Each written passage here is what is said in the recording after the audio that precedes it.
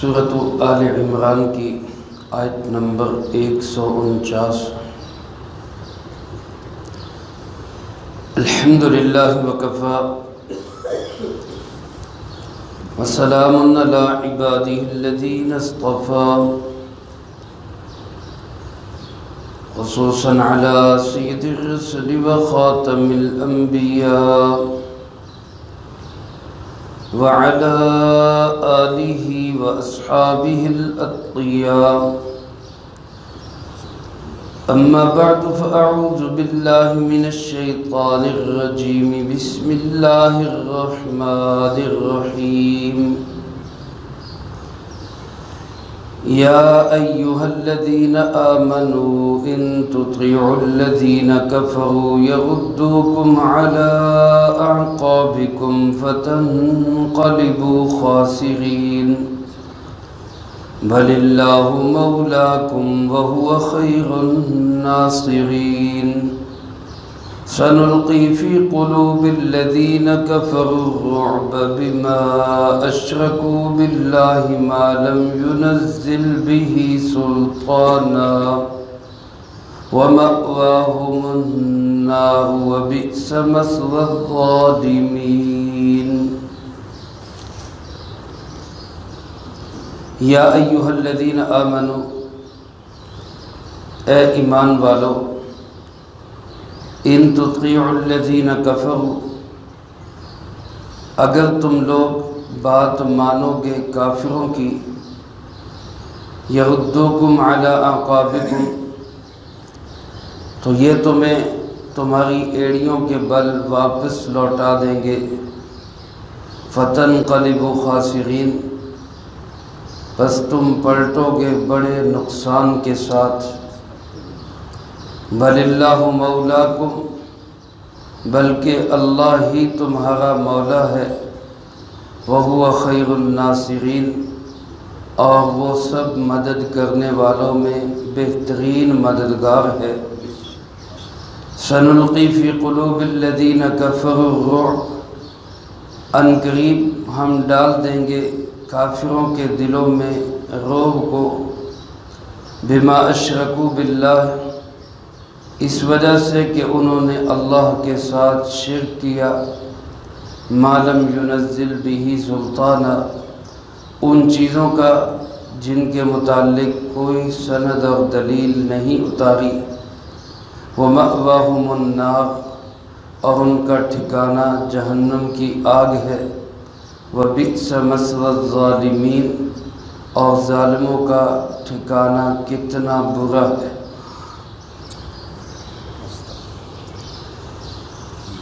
ان آیات مبارکہ کا تعلق بھی اسی غزوہ احد کے واقعات کے ساتھ ہے۔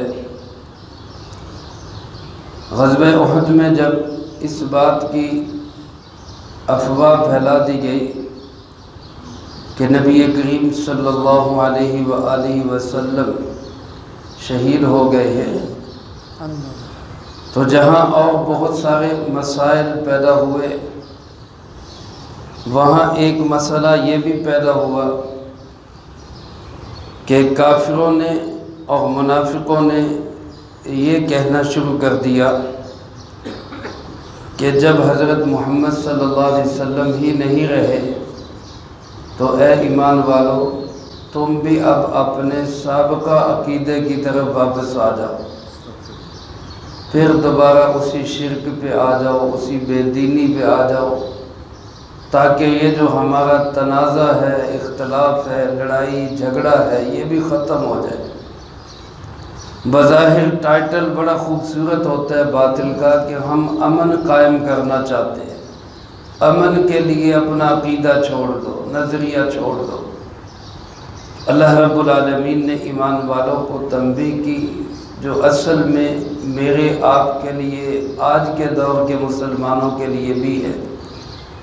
فرمایا اگر تم لوگ کافروں کی بات مانو گے، اے ایمان والو، ان تطیعوا الذین کفروا، اگر تم اطاعت کرو گے کافروں کی تو اس کا نتیجہ کیا ہوگا؟ یردوکم علی اعقابکم، یہ تمہیں تمہاری ایڑیوں کے بل واپس پلٹا دیں گے۔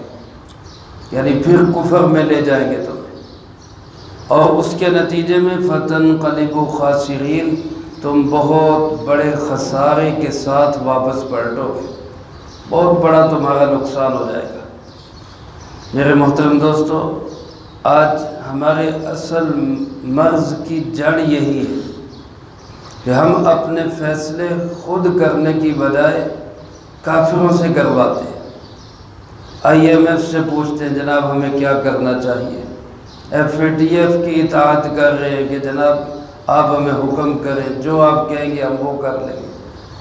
اللہ رب العالمین کا ارشاد واضح اور دو ٹوک ہے کہ ایمان والوں کا مشورہ بھی صرف ایمان والوں سے ہی ہونا چاہیے۔ اپنے قانون، اپنے اصول، اپنے ضوابط، اللہ کا قرآن، اللہ کے محبوب صلی اللہ علیہ وسلم کا فرمان، طے شدہ چیزیں اور بہترین اور پرفیکٹ چیزیں ہمارے پاس ہیں، اس کے باوجود ہم کافروں کے نظام کی طرف للچائی ہوئی نظروں سے دیکھتے ہیں، جس کے نتیجے میں آج کفر ہم پر چڑھتا چلا ہے۔ اللہ ہم سب کی حفاظت فرمائے۔ تو اللہ رب العالمین قرآن کریم میں مجھے، آپ کو، قیامت تک آنے والے تمام انسانوں کو متنبہ کر رہے ہیں کہ خبردار کافروں کی اطاعت نہیں کرنی، ان کی بات نہیں ماننی، ورنہ تم ایمان سے پھر جاؤ گے، ایمان تمہارا ختم ہو جائے گا۔ ایمان ختم ہوگا تو کسی کا کچھ بھی نہیں بگاڑو گے، اپنا ہی نقصان کرو گے، تمہارا اپنا بیڑا غرق ہو جائے گا۔ اس لیے کافروں کی بات ماننے سے ہی انکار کرو۔ اگر تمہارے ذہن میں یہ آئے کہ ان کی بات نہیں مانیں گے تو ہمارا مددگار کون ہوگا، ہمارا خرچہ کون چلائے گا، ہمیں تو قرض کی ضرورت ہے، ہمیں سرمایہ کی ضرورت ہے، وہ کون پورا کرے گا، تو اللہ رب العالمین نے اس کا جواب دیتے ہوئے فرمایا بل اللہ مولاکم، تمہارا مولا، تمہارا کارساز، تمہارا کام بنانے والا، تمہارا مددگار تو کون ہے؟ اللہ ہے۔ اللہ پہ اعتماد رکھو، اللہ پہ یقین رکھو، اللہ پہ بھروسہ کرو، اور اس کے بھروسے پر اسی کی اطاعت کرو۔ وَهُوَ خَيْرُ النَّاصِرِينَ، اور وہ مدد کرنے والوں میں سب سے بہترین مددگار ہے۔ جہاں سب کی بس ہو جاتی ہے وہاں کام آنے والا صرف کون ہوتا ہے؟ اللہ رب العالمین۔ اس لیے صرف اس پہ یقین رکھو، ادھر ادھر نہ جھانکو، اس ایک اللہ کے بن کے رہو۔ فرمایا کہ دیکھنا اگر تم اللہ کے ساتھ تعلق مضبوط کرو گے تو سنلقی فی قلوب الذین کفروا الرعب، جو کافر لوگ ہیں ہم ان کے دلوں میں تمہارا رعب ڈال دیں گے، دبدبہ تمہارا پیدا ہو جائے گا، تمہاری آواز سے وہ ڈرنے لگیں گے، خوف زدہ ہو جائیں گے، کیونکہ وہ مشرک ہیں۔ بما اشرکوا باللہ ما لم ينزل به سلطانا، انہوں نے اللہ کے ساتھ ان چیزوں کو شریک کیا جن چیزوں کی اللہ نے کوئی دلیل بھی نہیں اتاری۔ شرک کرنے والوں کے پاس کوئی دلیل نہیں۔ کسی سے آپ پوچھیں کہ جناب آپ یہاں قبر پہ کیوں جھکے ہوئے، آپ اس آستانے پہ کیوں جھکے ہوئے، آپ کسی پنجے سے مرادیں منتیں کیوں مانگ رہے، آپ کسی جھنڈے کو لگا کے کیوں سمجھ رہے کہ ہمیں نفع ہوگا، نقصان سے بچیں گے، تو کیا دلیل دے گا؟ جی ہمارے بڑوں نے کیا ہے، بابا جی نے کیا ہے، چونکہ چنانچہ لہذا لیکن فلاں کرتا رہا ہم بھی کر رہے ہیں۔ دلیل کوئی بھی نہیں۔ بتوں کی عبادت کرنے والوں سے پوچھا جاتا کیوں کر رہے ہو تو وہ کہتے کہ جناب ہمارے بڑے کرتے آئے اس لیے ہم بھی کر رہے ہیں۔ دلیل تو کوئی بھی نہیں تمہارے پاس، اللہ نے اس کی کوئی دلیل اتاری نہیں، ہے ہی نہیں کوئی دلیل اس کی، کیونکہ اللہ وحدہ لا شریک لہ ایک ہے، اس کا کوئی ساجی اور شریک نہیں ہے، وہ اکیلا ہے۔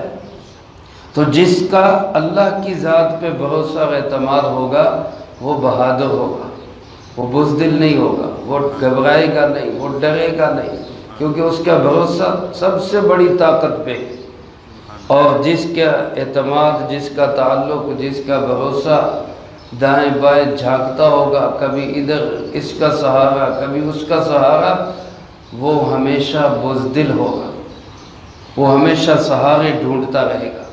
تو اللہ پاک فرماتے ہیں ان کافروں کے، مشرکوں کے، بزدلوں کے دلوں میں ہم تمہارا رعب ڈال دیں گے۔ چنانچہ ایسا ہی ہوا احد کے میدان میں ابتدائی فتح کے بعد جب مسلمانوں کو شکست ہونے لگی تو کافر بجائے اس کے کہ اب مسلمان تو پسرے ہیں، درمیان میں آ گئے، چاہیے تو یہ تھا کہ اب کافر مسلمانوں پہ حملہ کر کے ان کا کچومر نکالتے، لیکن ہوا کیا، اس سب کے باوجود کافر ہی آگے کو بھاگنے لگے۔ پھر ایک جگہ پہ جا کے ان کو خیال بھی آیا کہ یہ مسلمان تو زخمی ہو گئے تھے، مسلمان تو جناب کہہ لیں کہ وہ بالکل شکست خوردہ تھے، ہم تھوڑا سا اور ان پہ حملہ کرتے تو ہم نے پورا قابو پا لینا تھا۔ اب رک کے مشورہ کرنے لگے کہ کیا خیال ہے، واپس چلیں پھر مدینہ منورہ پہ۔ اب مشورہ کر رہے ہیں اور دلوں میں اللہ نے رعب ڈال دیا کہ اب نہ جانا، مسلمان اب بڑے تتے ہوئے پڑے، زخم کھا کے اور شیر ہو گئے، اب گئے تو مارے جاؤ گے۔ پھر کسی کو بھیجا کہ جا کر ان کو پیغام دو کہ وہ پھر آ رہے ہیں۔ اللہ کے محبوب صلی اللہ علیہ وسلم نے انہی زخمی صحابہ کو ترغیب دی، آپ کا جذبہ، شوق، ولولہ، وہ زخمی صحابہ پھر مقابلے کے لیے تیار ہو، اور پھر حمراء الاسد تک آپ نے ان کا پیچھا کیا۔ ابو سفیان اپنے کفریہ لشکر کو لے کر وہاں سے بھاگ گیا۔ اللہ نے ایسا مسلمانوں کا رعب، دبدبہ، جلال اور ہیبت ان کے دلوں کے اندر پیدا کر۔ آج بھی میرے عزیز دوستو ہم اپنی آنکھوں سے دیکھ رہے ہیں مجاہدین بے شک تعداد میں کم، وسائل میں کم، بظاہر کچھ بھی نہیں، لیکن رعب اور دبدبہ اور ان کی ہیبت کفر پہ ایسی طاری ہے کہ ان کی ٹانگیں کانپ رہی ہیں۔ وسائل کے باوجود وہ ڈرتے ہیں مسلمانوں سے۔ اللہ پاک فرماتے تم مسلمان بنو، ایمان والے بنو، اللہ پہ بھروسہ کرنے والے بنو۔ یہ تو مشرک ہے، کئی خداؤں کے پجاری ہیں، بزدل لوگ ہیں، ان کے دلوں میں تمہارا رعب پیدا کرنا یہ میرا کام ہے۔ فرمایا یہ تو ان کا دنیا کا عذاب ہے، آخرت میں ان کے ساتھ کیا ہوگا، وَمَأْوَاهُمُ النَّارُ، ان کا ٹھکانہ دوزخ کی آگ ہے، وَبِئْسَ مَثْوَى الظَّالِمِينَ، اور ظالموں کا ٹھکانہ کتنا برا ٹھکانہ ہے۔ میں اور آپ اندازہ نہیں کر سکتے، جس کو بنانے والا کہہ رہا ہے بئسا، بہت برا ہے، اس کو بنانے والا اللہ رب العالمین فرما رہے ہیں بہت برا ٹھکانہ ہے، وہ کتنا خوفناک ہوگا، وہ کتنا عبرتناک ہوگا۔ اللہ پاک ہم سب کی اس سے حفاظت فرمائے۔ تو آج ہمیں اور بالخصوص ہمارے مقتدر طبقہ اشرافیہ کو، ہماری حکومتوں کو، ہمارے افواج کو کافروں کی اطاعت کرنے کی بجائے اللہ اور اللہ کے رسول صلی اللہ علیہ وسلم کی اطاعت کرنی چاہیے۔